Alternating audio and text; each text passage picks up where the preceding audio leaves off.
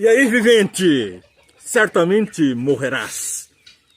Mensagem dúbia, vivente, aquele que vive. Vemos a natureza humana e a natureza animal. Como foram feitos, como são formados, qual o destino de nós todos. Gênesis capítulo 2, verso 19. Depois que formou da terra todos os animais do campo e todas as aves dos céus, o Senhor Deus os trouxe ao homem para ver como lhe chamaria. E o nome que o homem desse a cada ser vivo, esse seria o seu nome. Portanto, os animais foram feitos do pó da terra. E você?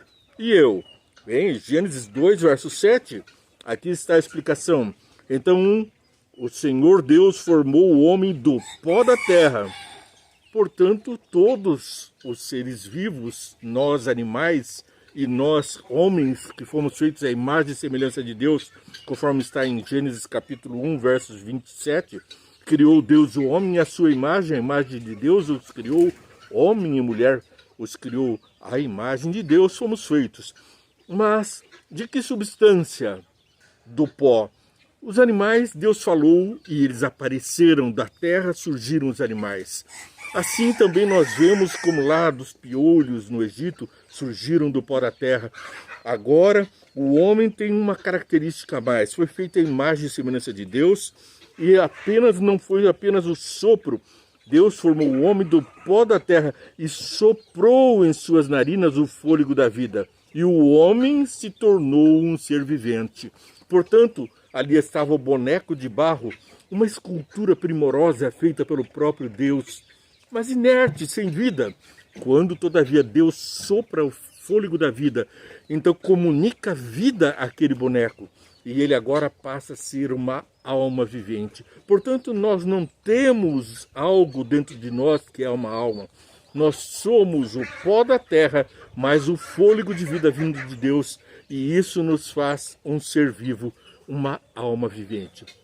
Quando Deus disse, és pó e ao pó tornarás, tanto aos animais como ao homem, por causa do fruto do pecado que nos afastamos de Deus, imediatamente passamos a sofrer a consequência. E agora a morte é a dissociação. O homem volta ao pó da terra e o fôlego de vida torna a Deus. Não há, portanto, espaço para sermos algo diferente disso, porque diz ali em Gênesis, não coma da árvore desse fruto do conhecimento do bem e do mal, porque no dia em que comerdes, certamente morrerás. Não faz sentido Deus falar isso e o homem continuar vivo, mudando apenas de estágio, como se fosse uma borboleta em metamorfose. Nós não deixamos de ser um ser para ser um outro, uma lagarta para ser um ser alado que sai voando por aí. Nós somos uma alma vivente e corpo, pó e alma vinda de Deus. Tudo isso compõe a alma vivente que é você, que sou eu. Somos viventes, como dizem aqui nos Pagos Gaúchos. Bem, nós vamos adiante no nosso estudo para entendermos um pouco mais sobre a natureza do homem e a natureza que Deus implantou em nós. A introdução do sopro da vida no corpo físico de Adão o transformou em um ser vivente. Nefesh é a palavra que está lá no hebraico. É um verbo que automaticamente traduzido por alma vivente. Nefesh kahyah, ou seja, literalmente alma vivente. Isso significa que cada um de nós não tem uma alma que possa existir separada do corpo. Ao contrário, cada um é um ser vivente ou uma alma vivente. A afirmação de que essa alma seja uma entidade consciente que possa existir separada do corpo humano é uma ideia pagã e não bíblica. Vem lá dos egípcios, dos caldeus, de uma esperança de vida sem Deus. Mas a tradução da palavra de Deus, que é a fonte da sabedoria, ele que é aquele que nos fez e que nos traduz a sua palavra através da Bíblia, nos ensina que nossa natureza é estar vivo diante do corpo com Deus, estar vivos corpo material e o fôlego de vida. Um cérebro, um ser imaterial, não pode existir dissociado. O cérebro é o que comanda esse corpo enquanto estamos vivos. Morrendo, o corpo morre também, o cérebro e a alma deixa de existir, porque nós somos corpo e alma, o fôlego de vida num só. O barro se fez carne através do fôlego de vida que Deus inspirou em nós. A alma que pecar, essa morrerá. Vamos aos versos da Bíblia que nos explicam esse contexto. Aqui nós temos em Ezequiel, capítulo 18, verso 4. Antes, porém, vamos ler João, capítulo 11, verso 25. Disse-lhe Jesus: eu sou a ressurreição e a vida. Aquele que crê em mim, ainda que morra, viverá. Portanto, aquele que crê em mim, ainda que morra, viverá, nos traduz uma certeza. Se morrermos, viveremos novamente. Não continuaremos vivos, porque senão nem precisaríamos de Jesus. Morremos e precisamos ser ressuscitados. E quem vive e crê em mim, não morrerá eternamente. Você crê nisso? Jesus que está perguntando. É Jesus que nos coloca isso. Você morre e tem a ressurreição em Jesus Cristo. Ou vai viver eternamente com Ele. A morte é uma só vez. Morremos uma vez e depois acordamos para um juízo diante de Deus. Quando Ele voltar a essa terra, todo olho verá. Alguns para o juízo eterno, para serem julgados, e outros para a restauração, para viverem eternamente dentro da graça do nosso Deus. Você crê nisso? É Jesus quem pergunta em João capítulos 11, versos 26. E quem vive e crê em mim não morrerá eternamente. Portanto, estaremos, se experimentarmos a morte, como alguns parentes queridos nossos, eles estão num sono esperando a volta de Jesus para ter o cumprimento dessa promessa. Porque se não fosse isso, nós não precisaríamos de uma ressurreição. Se estivéssemos vivos apenas num outro estágio, de que adiantaria? Para que precisaríamos de uma ressurreição? Agora sim, vamos ver o que diz Ezequiel, capítulo 18, versos 4 e verso 20. Pois todos me pertencem, tanto o Pai como o Filho me pertencem. Aquele que pecar é que morrerá. Aqui Deus está explicando que o pecado do Pai não passa para o Filho, mas aquele que peca, seja o Pai ou seja o Filho, essa alma morre. E quem de nós escapuliu do pecado? Quem de nós escapa da morte? E aí, vivente, eu te chamo, certamente morrerás. Ou aguardamos a volta de Jesus em vida e seremos então transformados. Verso 20, 18, verso 20 de Ezequiel nos diz: aquele que pecar é que morrerá. O filho não levará a culpa do pai, nem o pai levará a culpa do filho. A justiça do justo lhe será acreditada e a impiedade do ímpio lhe será cobrada. Portanto, nós enfrentaremos um juízo, e se por acaso estivéssemos como uma alma vivente independente do corpo, que forma de juízo seria essa se nós tivéssemos uma vida eterna? Seríamos como Deus. E isso é a promessa feita pelo diabo lá em Gênesis, quando ele disse: certamente não morrerás. Deus disse: multiplicai-vos, enchei a terra. Depois ele dá orientações de bênçãos para o homem. Então o Senhor Deus declarou: não é bom que o homem esteja só. Mas ele advertiu: não coma do fruto. Fez aqui em Gênesis 2, versos 9. Então o Senhor Deus fez nascer do sol todo tipo de árvores agradáveis aos olhos e bons alimentos. E no meio do jardim estava a árvore da vida e a árvore do conhecimento do bem e do mal.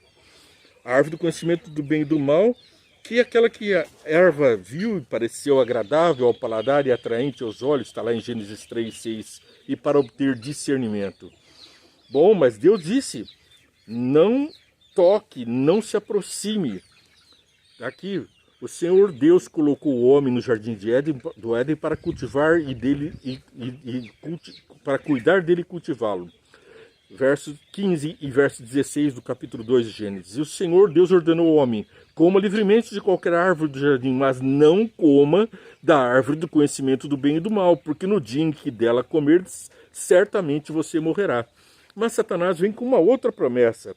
E aqui vem então Gênesis capítulo 3, e aqui verso 4. Disse a serpente à mulher: certamente não morrerás. Então essa expectativa de ausência de morte, de que nós apenas mudamos de estágio de um corpo físico para um corpo espiritual, é uma ideia que provém lá do Éden da serpente e não de Deus. Temos então que cuidar de como fazer com que isso possa ser propagado de uma maneira verdadeira. E é Jesus quem nos diz, Mateus capítulo 10, verso 28. Não tenham medo dos que podem matar o corpo, mas não podem matar a alma.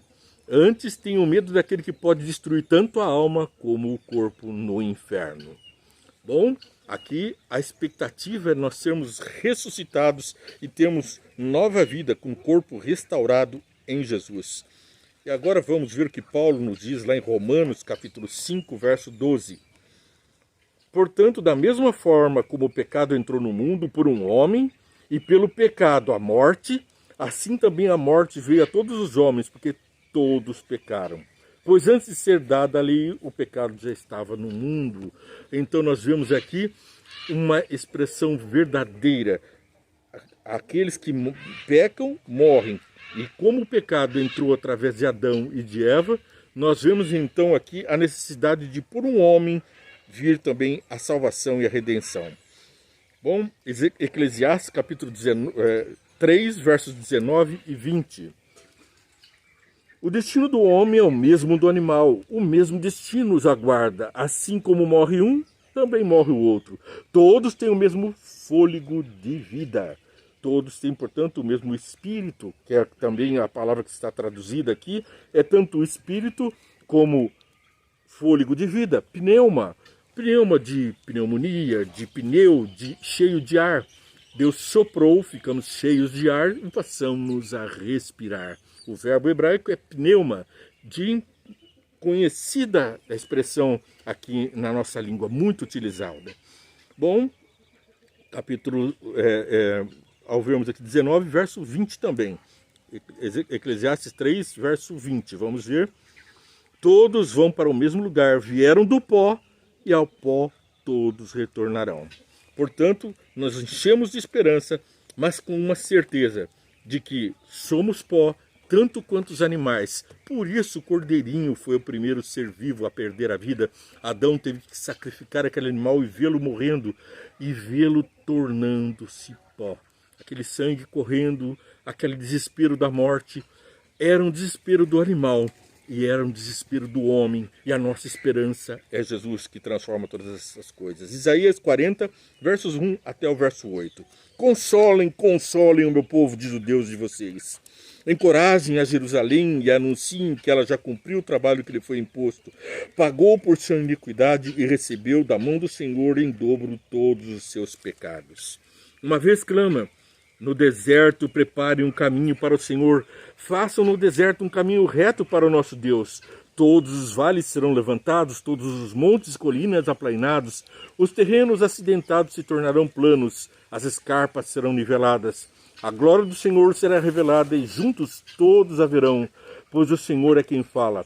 Uma voz ordena: clame, e eu pergunto: a que clamarei? Que toda a humanidade é relva e toda a sua glória como flores do campo. A relva murcha e cai a sua flor, quando o vento do Senhor sopra sobre eles. O povo não passa de relva. A relva murcha e as flores caem, mas a palavra do nosso Deus permanece para sempre. Você que traz boas novas, Sião, suba no monte bem alto e diga essas palavras em alto e bom tom. Bom, Gênesis 2:16. Aqui nós temos: e o Senhor ordenou ao homem: coma livremente de toda árvore do jardim, mas não coma da árvore do conhecimento do bem e do mal. Agora vamos então a Romanos 3, versos 9 a 18. Que concluiremos então? Estamos em posição de vantagem? Não, já demonstramos que tanto judeus como gentios estão debaixo do pecado, como está escrito: não há nenhum justo, nenhum sequer. Não há ninguém que entenda, ninguém que busque a Deus. Todos se desviaram, tornando-se juntamente inúteis. Não há ninguém que faça o bem, não há nenhum sequer. Suas garras são como túmulo aberto, com uma língua enganam, veneno de serpente está em seus lábios. A veneno daquela serpente que disse: certamente não morrerás, está nos lábios de muitos pregadores com mentiras. Estão pregando a contradição para com a palavra de Deus. E continua: suas bocas estão cheias de maldição e amargura, seus pés são ágeis para derramar sangue. Ruína e desgraça marcam seus caminhos e não conhecem o caminho da paz. Os seus olhos é inútil temer a Deus. Sabemos que tudo que a lei diz a respeito deles, que estão debaixo dela, para toda a boca calem e todo mundo esteja sob o juízo de Deus. Portanto, nós vamos vendo agora que todos nós estamos debaixo da mesma maldição, a maldição do pecado. Portanto, ninguém será declarado justo diante daquele que, baseando-se na obediência à lei, pois é mediante a lei que nós tornamos plenamente conscientes do pecado. Não há nenhum que consiga cumprir com a lei, estar de acordo com a vontade de Deus em todas as coisas. Pecamos, somos destituídos da glória de Deus e enfrentamos o juízo e a morte. A não ser pela graça de Jesus, alguns de nós estaremos vivos quando ele retornar a essa terra. E vemos também o verso 23. Pois todos pecaram, estão destituídos da glória de Deus. É o verso que faltava. Todos nós pecamos, estamos sem chance de uma vida sem Deus, sem a interferência de Deus. E vamos a João, capítulo 6, versos 39 e 40, para termos uma mensagem especial de encerramento. É esta a verdade daquele que me enviou, que eu não perca nenhum dos que me deu, mas os ressuscite no último dia. Porque a vontade de meu Pai é que todo aquele que olhar para o Filho e nele crer, tenha vida eterna. E eu ressuscitarei no último dia. E se Jesus prometeu que vai ressuscitar, ele não vai ressuscitar vivos, mas mortos.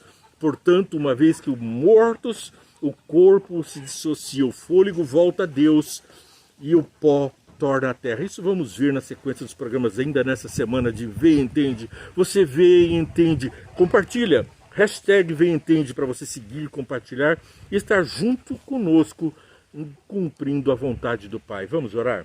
Pai querido, nós compreendemos pela Tua palavra o nosso destino, que é a salvação. Não é a morte, Senhor, porque é um sono apenas, logo estaremos diante do cumprimento da Sua promessa. Meus parentes queridos, os nossos amigos que se foram e que estão no pó da terra, receberão de volta um corpo incorruptível, o mesmo que disse Jó, com os meus olhos eu verei. Nós também os veremos e o veremos, porque o Senhor vem para cumprir a promessa. Assim aguardamos. Peço que a todos que estão assistindo, participando, abençoe ricamente e traga essa luz com clareza dos céus, em nome de Jesus. Guarde essa palavra e fale o amém para a palavra de Deus na sua vida. Que Deus te abençoe, paz e graça. Aí, vivente.